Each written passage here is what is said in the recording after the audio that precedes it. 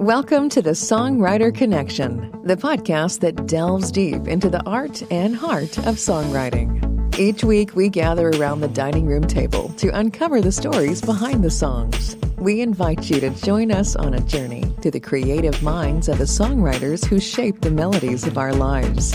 From Nashville, Tennessee, here's your host, Dave Lenahan. We've got a very interesting podcast for you today. I'm very excited to talk with our guest. And I'm going to start with a quote that I read from our guest. Check this out. Listen to this and see if this doesn't ring true with you. You are meant to have the life you dream. You are an incredible human being. And it's the exact moment when you realize your deepest worth and highest path that you will enjoy a life beyond that which you can even imagine. That is Deborah Bishop, who is our guest today. Deb, good to have you here today. Thank you so much. Thank you, Dave. And you know, as a creative person, and we have a lot of creative people and songwriters that listen to this podcast. And I think as a creative person, we all have a little problem with the self-worth. We're never quite good enough. Or we wonder, that last gig I did I have the crowd? Was it good enough? I could have been better. I don't know. I'm kind of a perfectionist that way. And then you go on to say that you'll never outperform your own self-image. My God, that's some deep stuff. But we talk a lot, Deborah, on this show about defining your own success. And you talking about self-worth. I mean, you fit right in. Thank you. What can you say about that?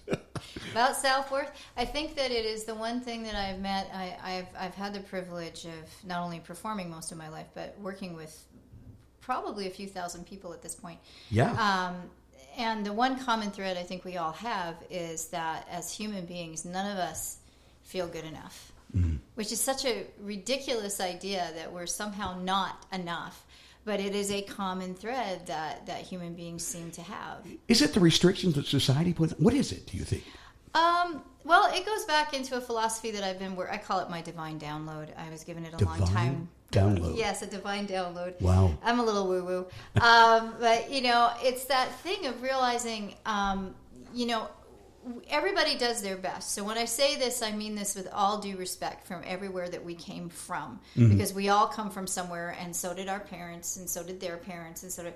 We have this reality of when the first time we do not feel safe in our lives between the ages of 0 and 6 or 7, depending on how quick the development, we have an occurrence that happens where we don't feel safe for the first time. It doesn't have to be dark or ominous. It's just we don't feel safe. Maybe you cried and we didn't get picked up, something. Yeah. And we immediately, before we even know what we're doing, we start making decisions about who we are, how we're supposed to be, and what we've learned from that experience. Yeah. So if a baby cries and cries and cries and never gets picked up and finally cries themselves to sleep, you know, that little baby has no idea that their nervous system is registering all that kind of information and starting to say, okay, well, I guess I should be quiet and behave because, you know, obviously I'm not enough to be, so I need to show up a little bit differently. And it's like, the child has no idea this is happening. It's the nervous system that registers it and starts to teach us about how we're supposed to show up differently so that we can get the love and we can get the nurturing that we feel we need or deserve. Fascinating. Yeah. Fascinating stuff. I'm going to tell you a little bit about Deborah. She's an award-winning recording artist, singer-songwriter, but also she's voted among the top 30 psychics and mediums in the world, top energy healing artist in the United States. She does yoga. She's physically fit. She loves animals. She's done podcasting. Discovery Channel even did a feature on you, didn't they? Yep. You've got so much that you bring to our dining room table today, and I'm looking forward to hearing your music, too. You brought along a guitar player. It's Paul Mona. Well, Paul Mona. Hey, yes. Paul, how are you? I'm doing well, thank you. I had the honor of sharing the stage with you, both of you, not too very long ago with our good friend Cindy Alter, and I have to tell you, you guys blew me away. You really did. Thank you. Oh, thank you. I'm happy to hear more. He's amazing. He's been producing indie artists for over 30 years. Have you really? Yeah. Right here in Nashville? Yeah. Yeah. Well, That's quite awesome. some time. And, Good. Yeah. We've become partners, and I'm Good. ever grateful for it because this man has pulled probably the best out of me that I've ever done. So, Really? Yes. Wow. That's high praise. Thank you. Yeah. Where did you all meet? How did it all happen? We met through Cindy, actually. Through Cindy Alter? Alter. Love her. Yeah. Yeah, she was in town. She's from South Africa. We knew each other in Los Angeles when we both lived in LA, and then she went back to South Africa, and then I ultimately moved here. And she came into town in, I think, 2016, I think, was somewhere in there to record an EP. And she was working with Paul, and I ended up going over to pick her up there.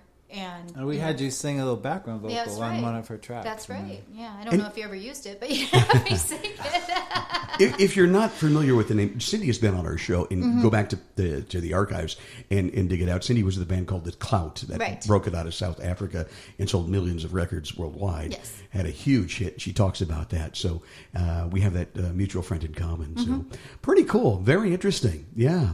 The other thing, there's just so much in your bio and things about you that I've read. You've done podcasting. You've really done it. You did radio. Yes. Radio talk show. Did talk radio. I've done TV talk. I've done, Yeah. Yeah. There's like nothing you don't do. I don't fix cars. But I bet you could if you tried.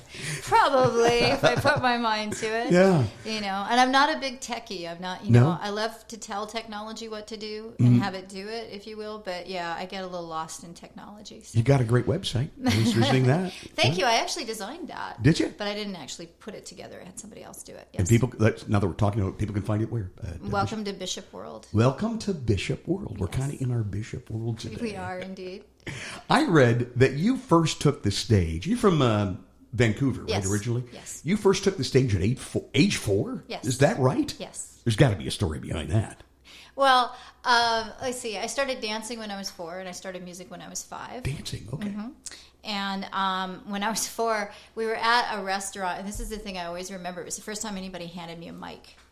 We're at this restaurant. I don't remember if it was somebody's birthday. It wasn't mine. It was somebody's birthday, or maybe it was mine. I don't know. I was 4, but I got called up to the stage, and there's a piano player there, all that kind of stuff going on, and I wanted to sing a song, and he called me up to sing a song, so I got the mic, and I sang a little song. I have no idea what song it was, but I sang a little song. And everybody applauded, and he went to get the mic. I remember this to this day. I went, I'm not done yet. That set the stage right there. Oh, that's adorable. I bet. Just adorable. Yeah, but I was doing recitals and stuff like that at 4. I won my very first best songwriting award when I was 5. 5 years old? Yes. You wrote a song at 5? Yes, I did. Yes. Yes, but I was part of the Royal Conservatory and all this stuff at Canada, and so we were part of competitions and things like that, and you had to write. And I just found it, actually. I can't believe I actually have it. So we're going to work it in. It was Paul's idea to work it into a song. Into your show? Work it into a song somehow. But it was a province-wide competition, and I ended up winning Best Original Composition at 5. Yeah. Now, were you playing an instrument then? Or? Piano. Piano. Mm-hmm. So you plucked out the melody on the piano? And I played it on piano. And sang it? Yeah. Incredible. Yeah. That's incredible. It was a moment.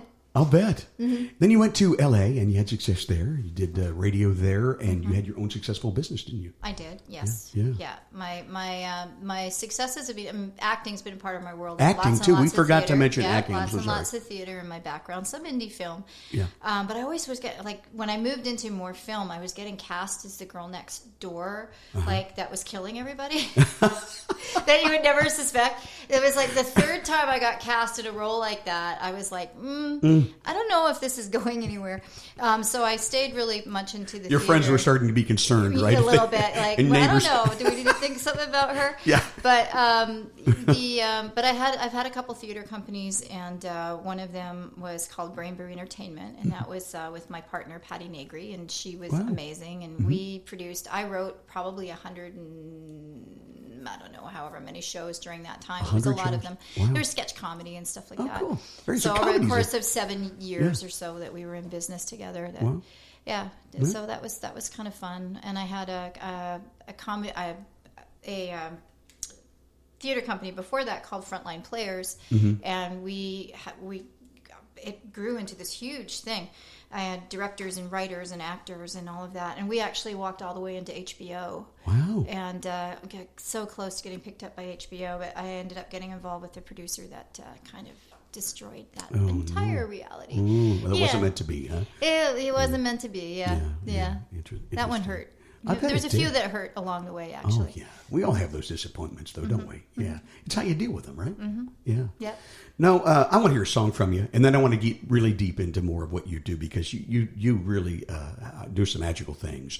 But Paul is here to play guitar, and maybe you can tell us the story behind it. I imagine through all the success that music has been part of that journey, right? Most definitely. Most definitely. Most definitely. Yeah. Although it was really interesting. I went away from music when I was about 11. I was a little concert pianist at this point. Oh, yeah. Okay. Yes. Wow. And I got up in front of a theater, about 300-seat theater, and I froze. Oh, no. I literally froze. I melted down. There was a lot of stuff going on in my world, and it caught up with me. Yeah. And I literally melted down on stage. And so for quite a few years, I could not play a piano if I knew somebody could hear me. Oh, no. Yeah.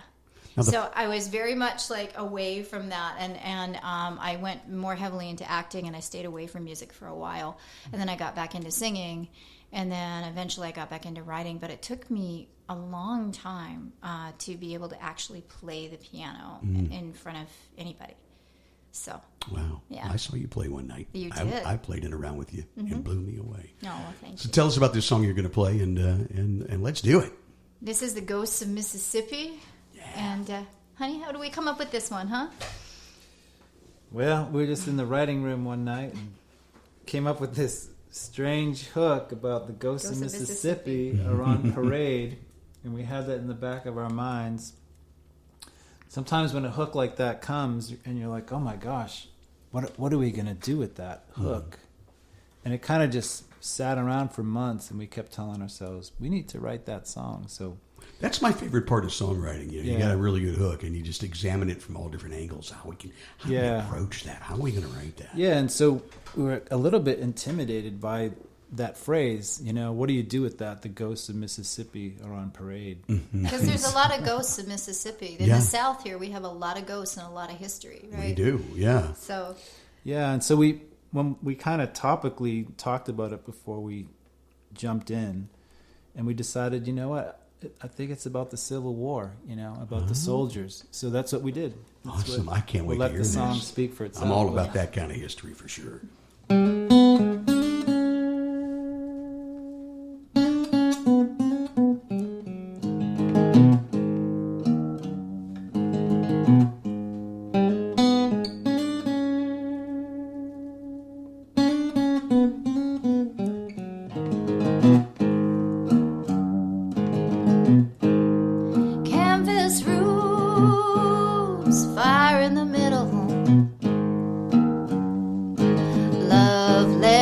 From home, old Leroy playing on his fiddle, trying not to feel alone, don't wanna be alone.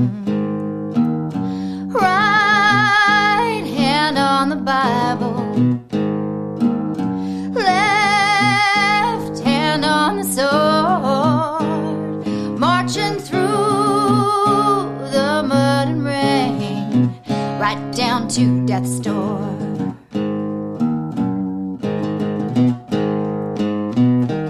Dawn breaks, bullets fly, some too fast to say goodbye, goodbye. 'Cause there's no way to stay in the middle when it's the middle of a fight. Now the ghosts of Mississippi are on parade. I see the ghosts of Mississippi dressed in blue and gray, blue and gray. If they catch you on the wrong side of the line, you're gonna pay. Marching through the state of Georgia, crossing the Tennessee line, the generals gather in the forest while the women cry.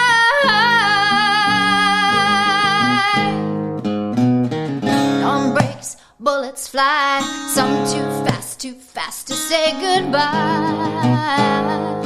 Goodbye, 'cause there's no way to stay in the middle when it's the middle of a fight. Now the ghosts of Mississippi are on parade. I see the ghosts of Mississippi dressed in black and gray, black and gray. If they catch you on the wrong side of the line, you're gonna pay.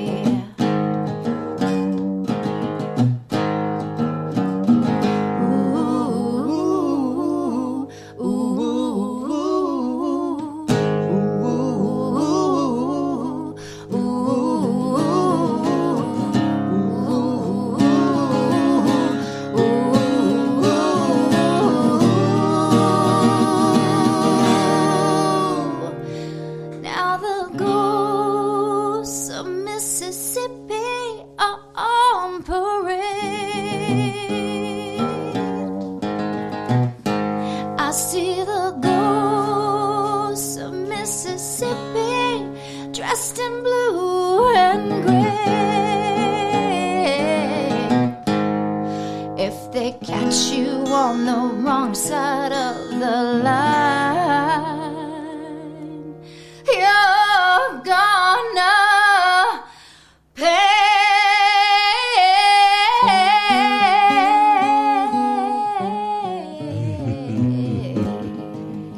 That's awesome. Beautiful. Have you recorded that yet?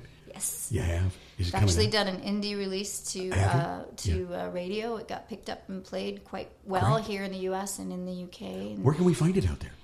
oh, right now there's a lot of stuff happening musically, so it's really strange to say this, but sort of everything is down at the moment because Really? there's other things going on. Well. And not really at liberty to sort of share about that at this Okay. moment. You know how the industry can be about Sounds exciting, stuff. though. It is. It's very exciting. What it means, though, is we're not necessarily up and playing in a bunch of places right now. Gotcha. You know, so you get to hear us here.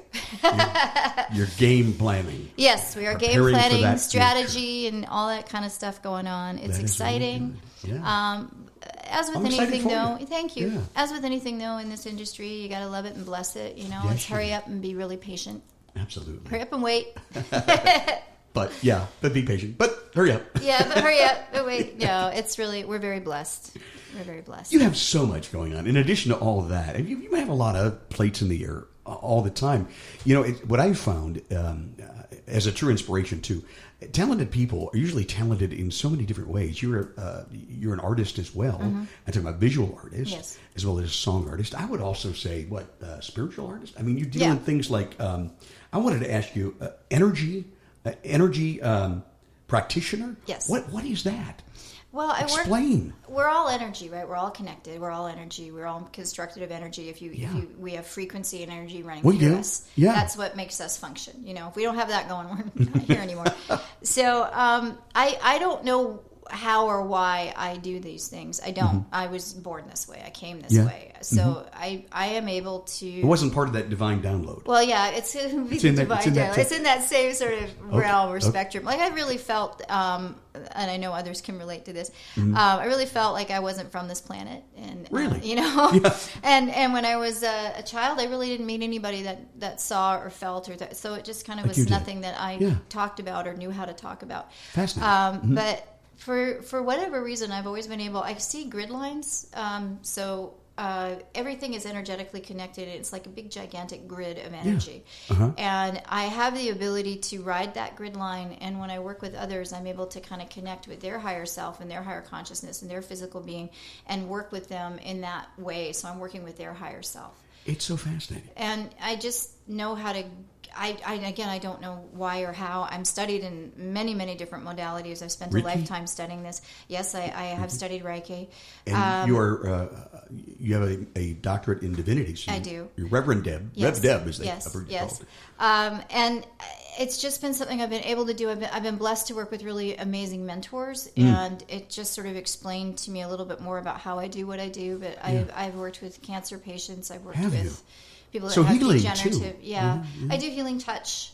I don't.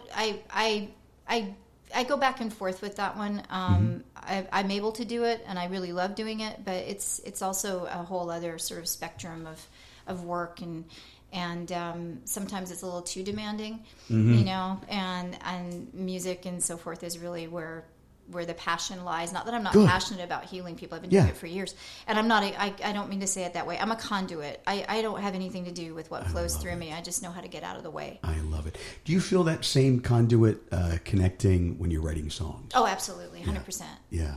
And I mean, it's a dream writing with Paul. I mean, what did you say? They land on us, or they? They land on us. Yeah, they descend from above. We just try to stay out of the way. Yeah. And not color it too much with our own humanity. I always felt that there is a conduit, and I always felt that all that information is out there, and I think we tap into it. And I think maybe I'm totally off base on this, but my philosophy has been, I think you'll hear songs, and the first time it happened to me, I was like so shocked. I had that hook. I had that song. Almost the same melody. I had some of those same words, but I think that we all can tap into that, and I think that's the reason why there is similarity in some of the songs, because there's thousands of songs being written every day, maybe more. Is it possible that we tap into that same energy? I think so. I mean, we're all connected, so this idea that we're not is that's a strange one to me. Yeah. So I don't understand some of the things that people do to one another, because in truth, whatever harm you do to another, you're really just doing to yourself. Yeah. So it's like, what's the we're point? All connected. You know, and so we're all connected, but it's also like we're the only thing we can do anything about. So every feeling, every emotion, everything that we actually have and experience, I believe in treating others the way that I would like to be treated. Period.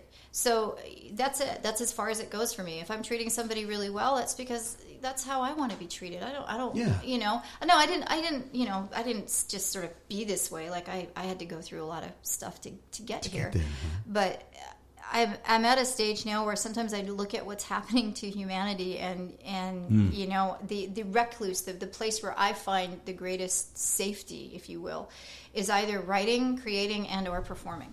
I feel safest on stage, which is really bizarre, but really? I do. Wow, that's interesting. And it's my place. It's my place of sanity. Because so much does not make sense to me. So much. Yeah. You know, but then I go, who am I to judge, right? It's not my job to judge what's happening. That's true. But you know, you help other people find that. I mean, I've seen things like you do this deliberate minute. Yes. Is that what it is? Deliberate minute? Deliberate minute, yes. Yeah. That I think I did 100 and something episodes of that. Wow. Yeah. That's incredible. And each one of those are so inspiring. Oh, thank you. And you help folks is kind of a life coach too, don't you?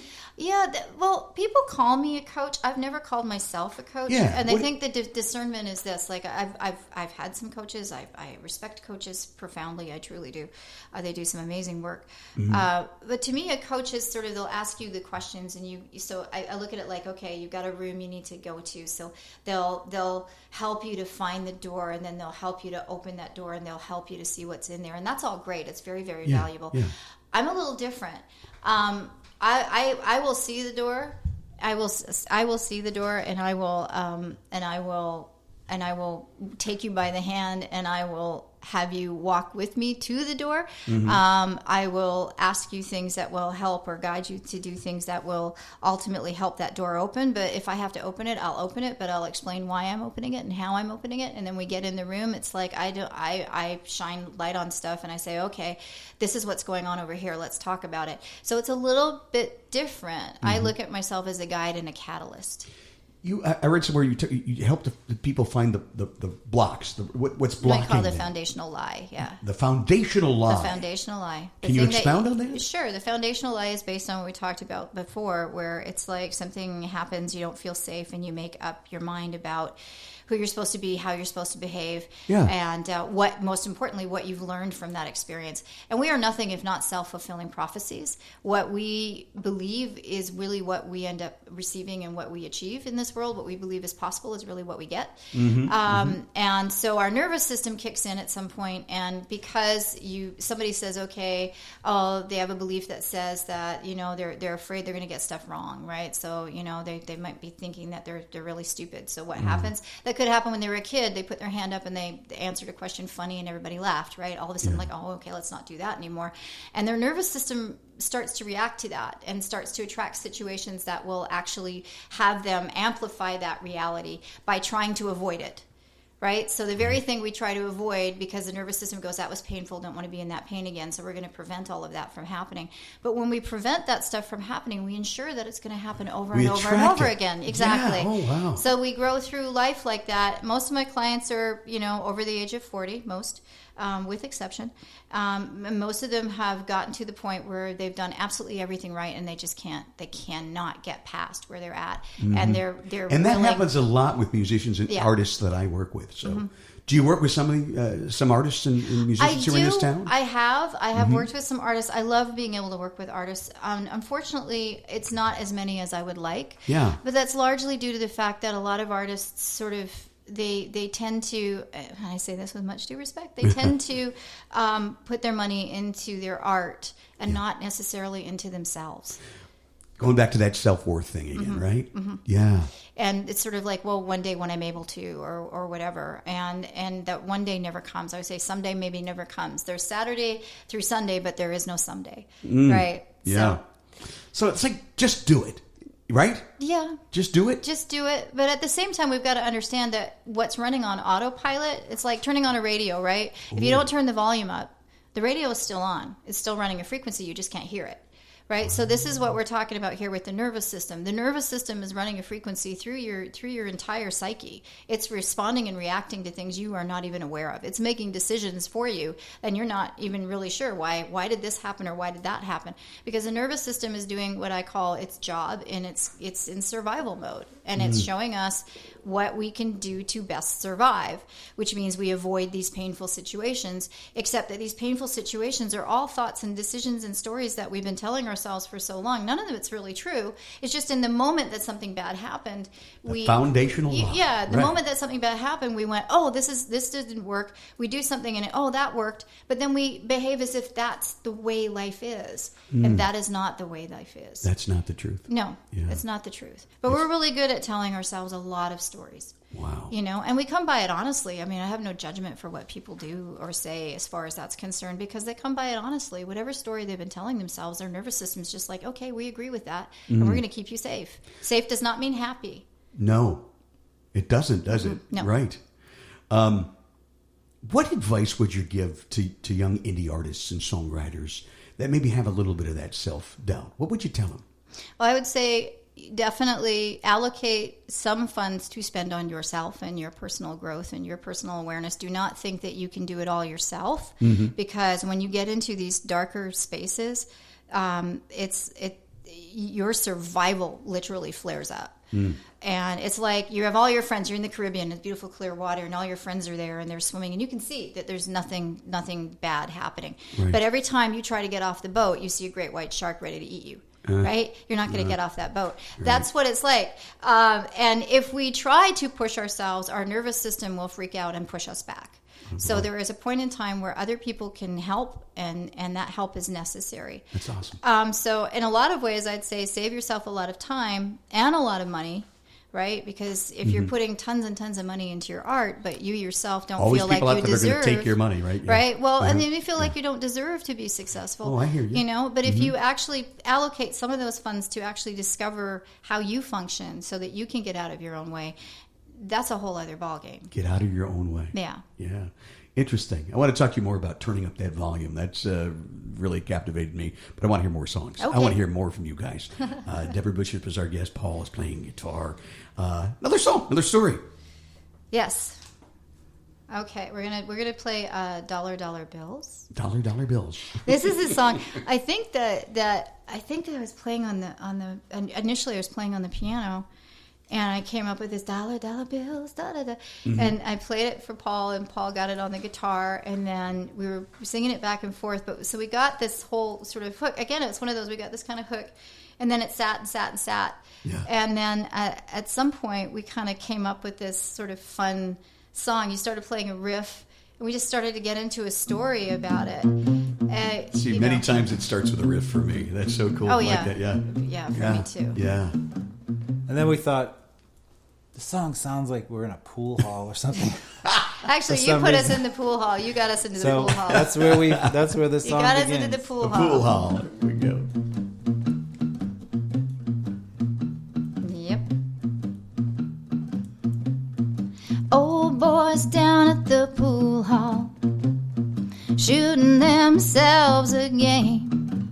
Hustler Slims in the corner, living up to his name.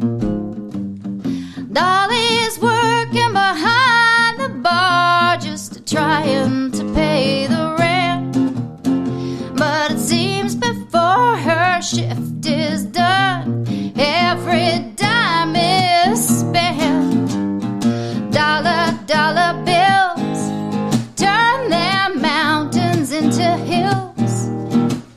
Oh, dollar bills ain't no pocket change. Dollar bills, that's the voice of the people's will. Oh, dollar bills, Lordy, make it rain. Well, endless schemes and silly dreams, anything to make a buck. Well, Petey's on his burner phone, just trying to change his luck. And two tall Jim's drinking double gins, 'cause his bookie just got out of jail. He'll come collecting soon with a couple of goons, but he's got nothing left in his pail. Dollar bills turn their mountains into hills. Oh, dollar bills ain't no pocket change. Dollar bills, that's the strength of the people's will. Oh, dollar bills, Lordy, make it rain. Pennies fall from heaven.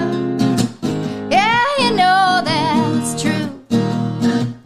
Good things, they happen, and they do, and they do.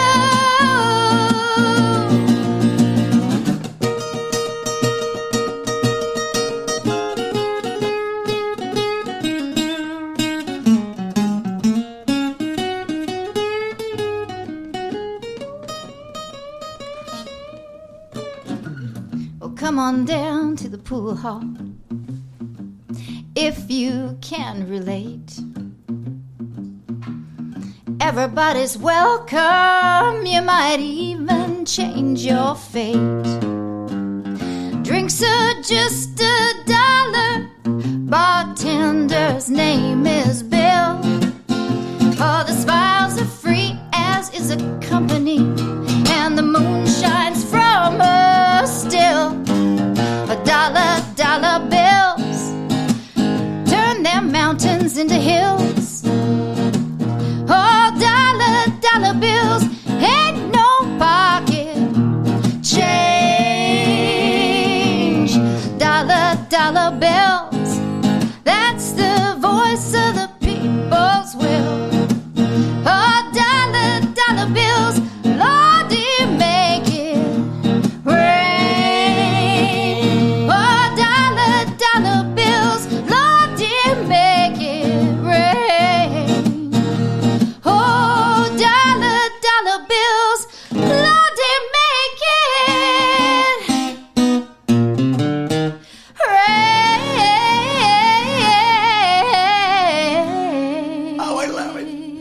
you don't have too much fun when you're playing together, do you? Man. We were laughing. He was laughing at me because every once in a while, I am notorious for doing this. I rewrite songs while I'm singing. While them. you're singing, okay. I do that too. Sometimes it hits you. I would have been fine, except he started to laugh. I was like, okay. I love guitarists that can play their own lead along with it. You need somebody else to play your lead. You got it right there. Yeah. And just two things. I want to go where there's $1 drink for sure. No kidding, that right? That would be a line out that door. And the other thing is, aren't we all? And don't you try to help people to take those mountains and turn them into hills? Yes, I do. That's part of what you do. Yes, I do. We're going to talk more right after this break. Don't go away. Short break.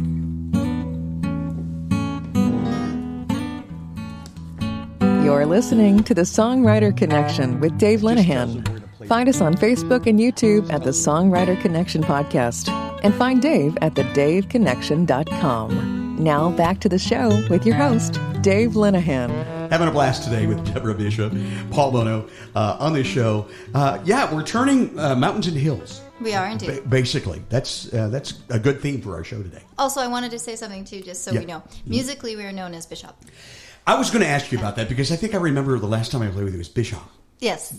Tell us more about that name. Well, I mean, Bishop is my last name. Bishop. But Bishop. Yeah. And it's kind of funny. We were doing a show out in Los Angeles, and after the show, we were joking around. And Paul was like, I'm going to throw you off the balcony. Now, there was no balcony, so I wasn't about to get thrown off the balcony. But I was like, man, but if you do that, it's like, you're going to be done with the bish. You're only going to have the op. And so he is the op to my bish. That is how it works. So that's how Bishop was kind of born. Bishop. Yeah. And also, it kind of... I've done music for a long time, but life kind of got...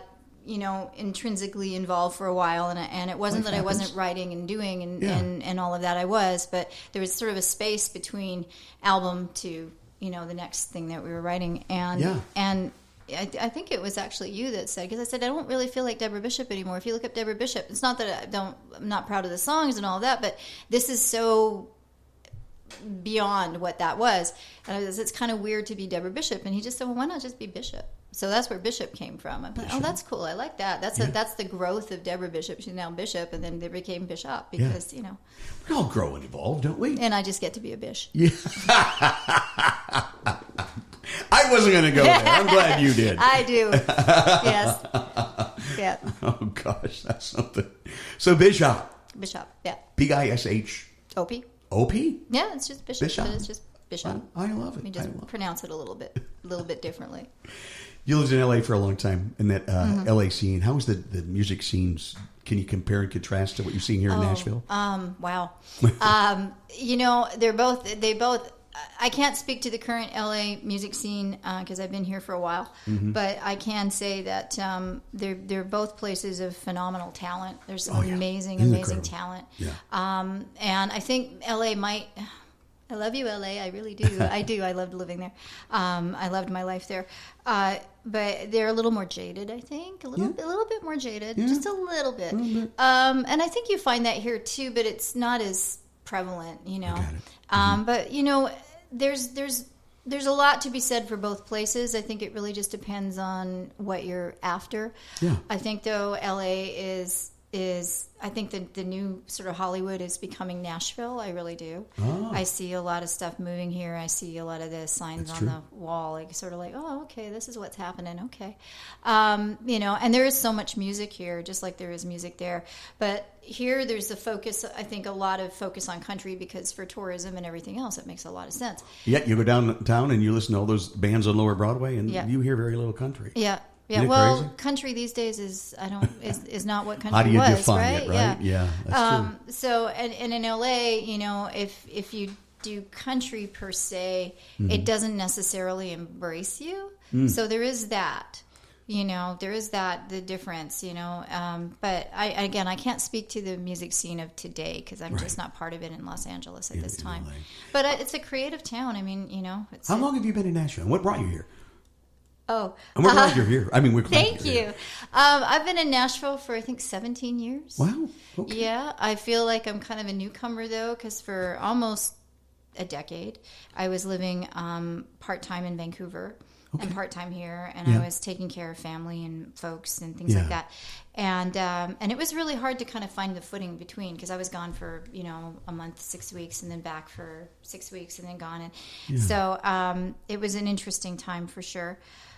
So I feel like I'm kind of brand new to Nashville in so many ways. Me too. And what brought me here was not maybe what you think. And it's a little bit more on a personal note. I was married at the time, and my husband was he kind of went crazy.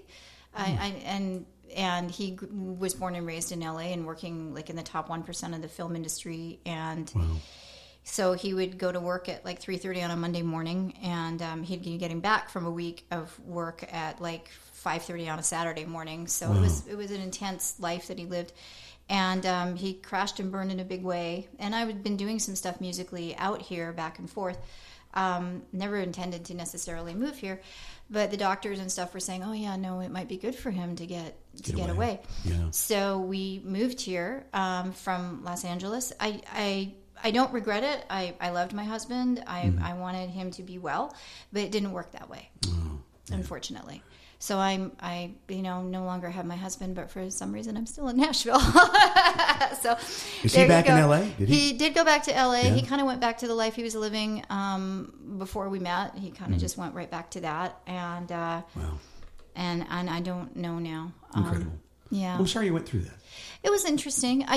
The one thing I will say to anybody who's thinking about moving because their spouse is going through something or needs it, be really careful what you say yes to, because it was and it has nothing to do with where I moved. It had everything to do with what was going on.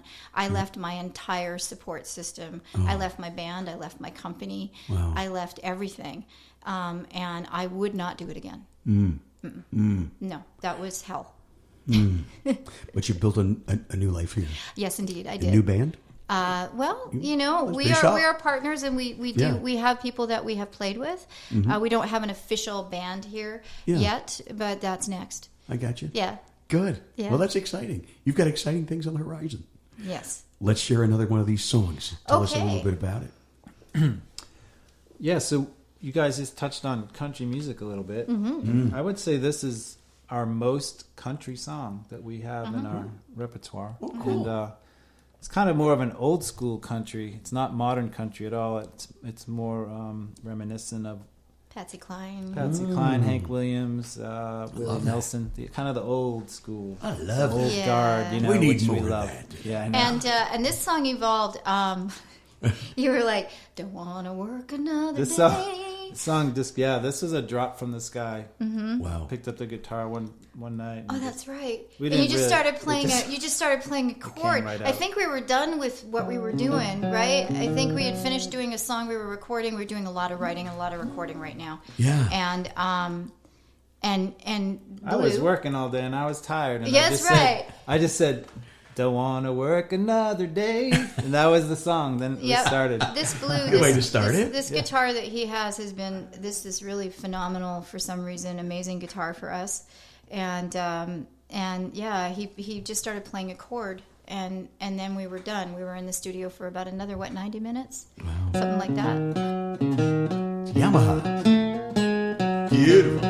Love it. Don't wanna work another day. Don't wanna walk another mile. Don't wanna miss a chance to play. Don't wanna miss another smile. 'Cause I've been lonesome before, and I don't wanna be lonesome anymore. Where the grass is greener, the weather's warm, gentle waves kiss the shore. Don't wanna cry another tear, don't wanna break another heart. Just want the skies to be clear and make a lovely piece of art. 'Cause I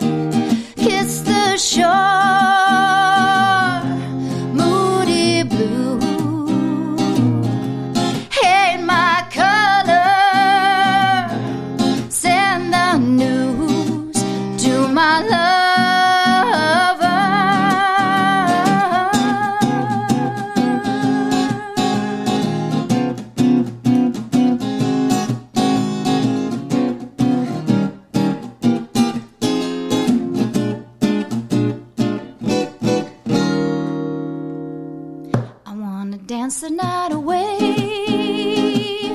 See the sunrise in your eyes. Take a roll in the hay. Roll in the hay. Sit on the porch and rock a while. 'Cause I've been lonesome before. And I'm not gonna be lonesome. I'm not gonna be lonesome. Not gonna be lonesome anymore.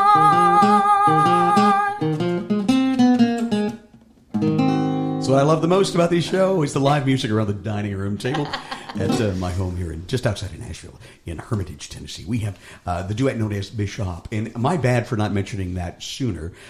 Deborah Bishop and Paul Bono. Paul, you're from Boston, did you tell me? How long? Yeah. How long have you been in Nashville? Yeah, I've been here 25 years. 25 Yeah, years, I grew up yeah. in the Boston area. And was it music that brought you here? Yeah. I was. I did the whole Berklee College of Music thing. Did you? Up there Okay. up there in Boston, since it Wow. was like in my neighborhood. It's so easy to go there. He's the educated one. Yeah. Yeah. I went to Harvard. You did? Yeah. Oh wow. So, For about 10 minutes. well, yeah, like we were. We neighbors just then. toured it. Oh, well. Actually wouldn't let me in. Right across the Charles River is Harvard from Berkeley. I bought a T-shirt though. Oh, yeah. Harvard, you know, what the heck? You know. Anyway, I'm sorry. Yeah, Go so ahead. yeah, I Digress. moved here, to produce records and work in the studios here. And I knew there's such a great talent pool of musicianship and studio session players, songwriters, record labels, everything. Yeah, So it was all I there. just knew it was kind of where I needed to be if I was gonna continue in this profession. And so I've been here for a long time. Tell us a little bit more about what you did and who you ran into, and just dive right in here for it. I've been fortunate. I started producing records over 30 years ago, and You did. I never like tried to do it. I just kind of knew I wanted to do it, and, Yeah. and it just kept snowballing. I'd produce a record for one person, and then they'd tell somebody else, and then like you don't advertise. I don't have an advertising budget, you know. But, I think word of mouth is the best. yeah. advertising. So I've just been fortunate. Just whatever project I was supposed to work on just kind of showed up, you know, and that's just kind of the way it's been for me. I never like really went out of my way to seek out artists or talent. Talent just kind of showed up on my doorstep, and I was came like, to you. oh, I guess we're supposed to do a record together. That's And wonderful. Same thing happened with Deborah. It's like I met her one day and I thought, she's Interesting. she's kind of hot, and then I thought She's very then I lovely. found out she could sing, and then found out she was an artist, and Yeah. and I said to her one day, I said, hey, if you'd like, after I finished the Cindy Alter project, I said, if you'd like, we could maybe work on some music together and see what happens, right? And then Yeah, it took a 7 years later, we So you produced the Cindy Alter sessions? I did. Wow. I did produced not one know of her, I think maybe 2 projects for her. Wow. It's a group of songs with my buddy Freddie Cannon. that. Okay. Who he knew her. Freddie Cannon. That's That's part an of the interesting fun guy. story. Is Yeah. Freddie was head of a record label in England, and he's the one that discovered Cindy Alter Wow. and the Clout Band. It was his label that put the Substitute single out. Big So song. Freddie and Cindy have this 40-year history. Wow. And so when Freddie subsequently moved to Nashville, when he left the record label industry in England, which he was very successful at, Wow. he heard that Cindy was going to come through Nashville, and he's like, hey, if you're going to be coming through Nashville, you got to come work with me and Paul, and we'll get you in the studio, we'll cut some tracks. So Wow. that's how I started. That's how I met Cindy, and then Very, very cool. subsequently how I met Deborah. Cool story. Love it. Absolutely love it. Yeah. Deb, what do you listen to these days? What's on your playlist? Who do you like to listen to these days? Oh gosh, I listen to everything. Well, that's not true. I don't listen to. I don't like really intense, hard driving, speed metal, screaming music. It has its place, and more power to it, and more power to the artists who choose to do it. That is awesome. But I have a tendency to be fairly diverse. I listen to everything from big band to I don't know. I mean, I'm horrible at naming other artists and stuff. Oh, I love this or I love that. I just know I like a good song. Yeah. And so I listen to what I consider to be good music. I listen to a lot of instrumental too. But then again, it's kind of interesting because we work on so much music. Sometimes I just don't listen to anything. Yeah. Because it's me neither. Sometimes it's just too much. It's like absolutely. Plus, I can't listen to music without hearing lyrics. I know some people hear. I don't know the first thing you hear. I always hear lyrics. The very first thing. What's the first thing you hear when you? Listen? Melody. You hear melody, and I am the same way. It's the melody that draws me in, right? And then the lyrics will just seal the deal. Right. Now, for me, the first thing I hear are the lyrics. Now, the melody obviously would go along with that. But what? So if I'm listening to anything where they're singing and stuff, like I can't do others. I get pulled in. Yeah. So I listen to a lot of instrumental for that reason. Yeah. But it just depends. I mean, you know, I listen to the classics, of course. You know, they've influenced me a lot. Mm-hmm. You know, I mean, I think the first artist that ever influenced me was Olivia Newton-John. Really? Mm-hmm. Wow. Yeah. Yeah.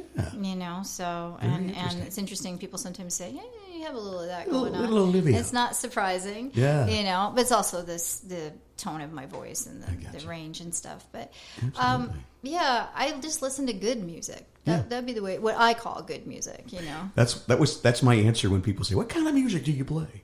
Well, hopefully good music. Mm-hmm. We categorically call what we do Swampabilly gospel blues. See, there you go. That's what I was after. Say it again. Swampabilly gospel blues. Swampabilly gospel blues. Mm-hmm. This is what I've been trying to tell the young artists I work with every day. What is your brand? What do you do? Mark Allen Barnett's in your face country soul. Just Kelly Adams, who was on the show not too long ago, she was great with grit. Grace with Grit Country, or Grit with Grace Country. I got it backwards. Natalie Price, who tells people she's Amerikinda.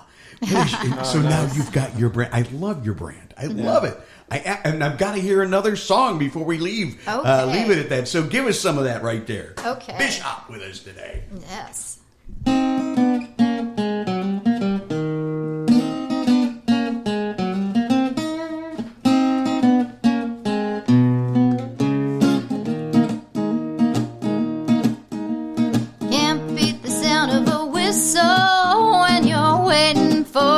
Train. Can't beat the sunshine when you're standing in the rain. Can't beat the feeling when you set your spirit free. Like the song once said, let it be. Move it along, sweet Molly, don't you be waiting here. There's a new moon rising, let down your hair, move it along, sweet Molly, kick up your heels real high. Blue skies are calling, move it along.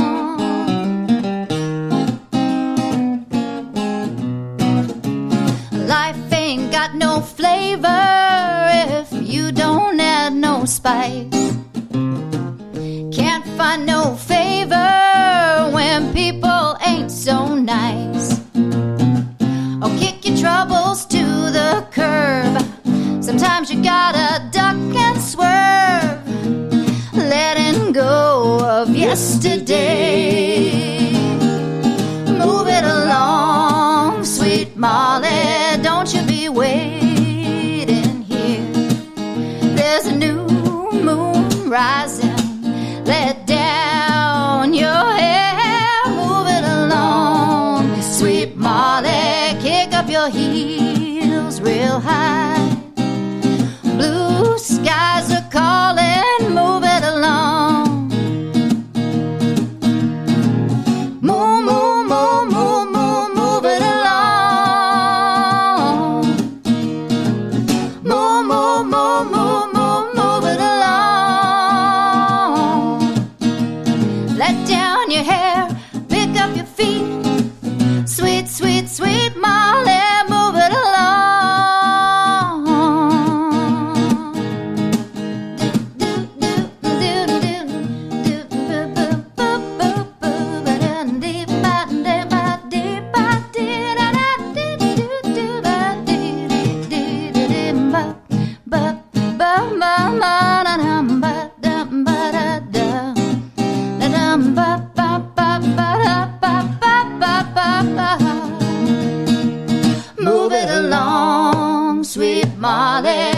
don't you be waiting here.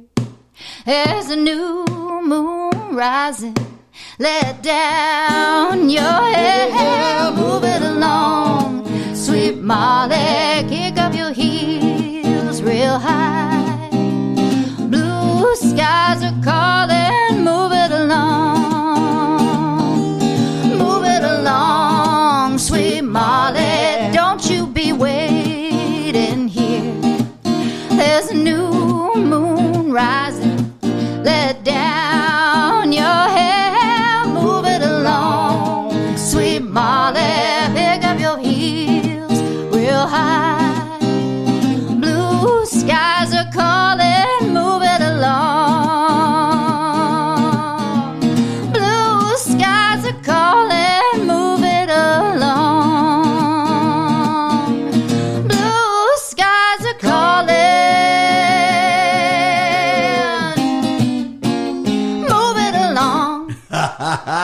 I love it. And it is about time to move it along. But I just enjoyed so much getting inside your head a little bit. Thank you. Thanks for all the tips and things. And I feel like I could talk to you like 5 more hours on this stuff you've I would love to come back. many times. And Paul, same to you. And you know, I'm going to tell you, next time you come back, it's going to be as Bishop. Okay. And we're going to do the duet thing because you're going to have all that exciting stuff will be going on, right? Promise you'll come back. Yeah. Oh, absolutely. Love Definitely. it. Thank you so much. It's been my pleasure to have you here. We hope you enjoyed this intimate glimpse into the world of songwriting and found inspiration in the stories shared by our talented guests. Remember, the magic of music lies not only in the notes and chords, but in the emotions and experiences woven into every lyric. Until next time, keep listening, keep creating, and keep the melodies alive.